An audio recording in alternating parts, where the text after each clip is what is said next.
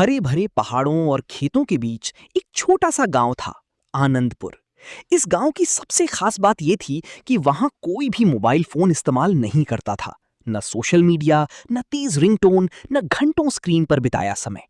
गांव के लोग मानते थे कि असली खुशी इंसानों के साथ समय बिताने में होती है, मशीनों के साथ नहीं। गांव में सुबह सूरज की किरणों और पक्षियों की चहचहाहट से होती थी।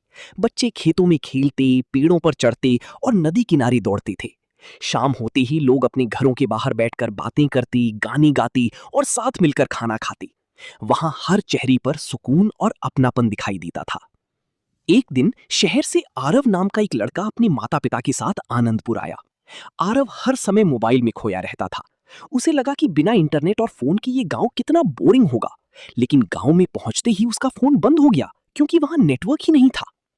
पहले दिन आरव बहुत परेशान हुआ। वो बार बार फोन चालू करने की कोशिश करता रहा, लेकिन धीरे धीरे उसने गांव की जिंदगी को महसूस करना शुरू किया। उसने बच्चों के साथ कबड्डी खेली, नदी में नाव चलाई और रात में खुली आसमान के नीचे तारों को देखा। गांव के बुजुर्ग उसे कहानियां सुनाती और बच्चे उसके साथ हंसती खेलती। कुछ दिनों बाद आरव बदलने लगा। अब वो सुबह जल्दी उठता, खेतों में जाता और लोगों की मदद करता।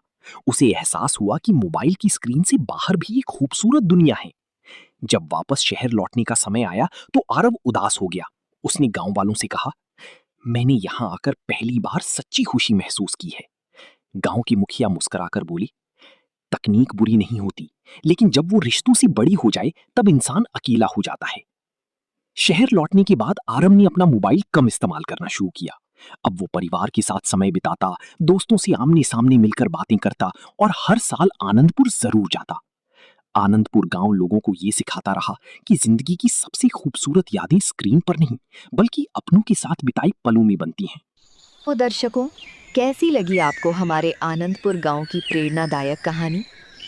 इस गांव ने हमें सिखाया कि सच्ची खुशी मोबाइल और तकनीक में नहीं, बल्कि अपने परिवार, दोस्तों और प्रकृति के साथ बिताए गए पलों में होती है।